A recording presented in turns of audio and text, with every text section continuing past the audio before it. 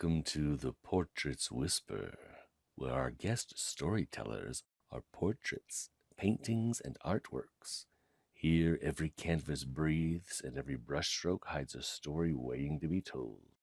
Tonight, we stand before Andromeda, a watercolor by Arthur Rackham, English book illustrator, painted in 1913.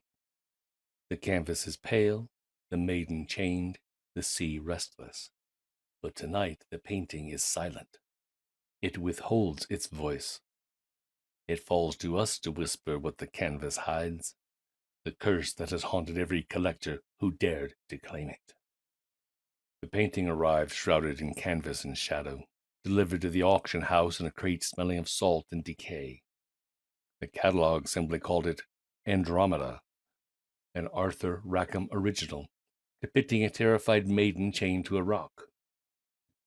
Julian Croft, the seasoned expert charged with its authentication, saw only the beauty and the menace in Rackham's signature line work, and the pale ethereal watercolor washes, the red of Andromeda's hair, a stark flame against the muted tones of the turbulent sea, was particularly striking. But as the painting hung in a sealed climate-controlled viewing room, Julian noticed things that the catalog could not describe. The turbulent sea seemed to writhe, the watermarks subtly shifting on the canvas as if restless. The coiled serpentine sea dragon in the corner, with its glowing malevolent eyes, seemed to watch Julian, not the maiden. And Andromeda herself, her face turned in terror, was not quite looking away from the beast, but at some unseen horror behind the viewer in the reflection of the glass. Julian was a skeptic, a man of empirical evidence.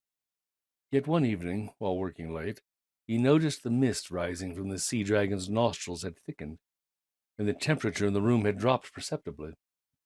As he stepped closer, the smell of salt and decay intensified, not from the crate, but from the canvas itself, as if the painting were breathing the frigid sea air. The terror of the depicted princess was no longer confined to her painted form. It began to bleed into the viewing room. Julian, frozen in place, heard a faint, high-pitched scratching sound. It came from behind the painting. He hesitantly unlatched the frame and carefully lifted the canvas away from the wall.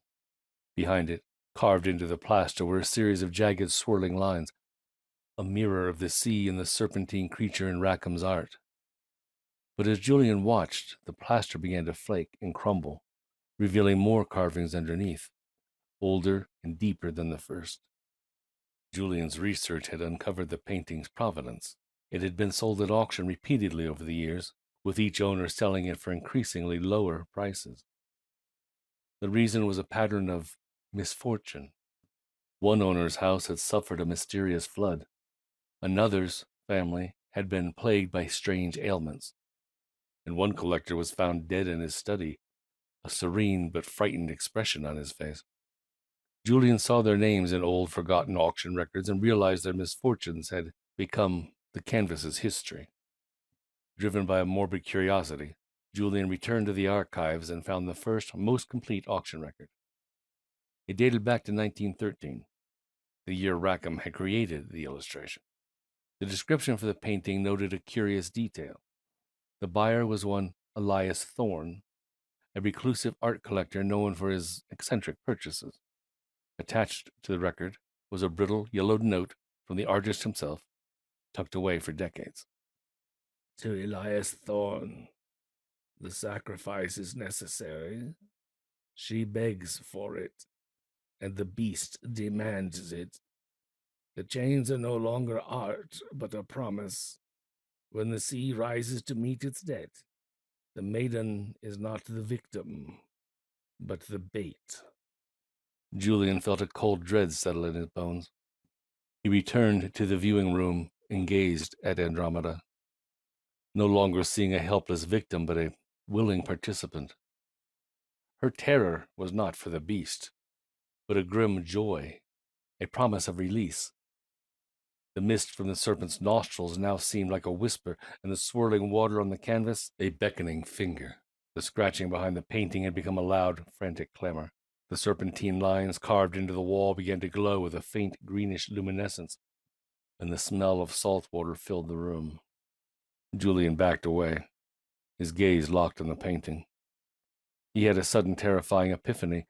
The painting was not haunted. It was the collector who was sacrificed. The collector was the true victim, his misfortunes feeding the canvas and its monstrous occupant.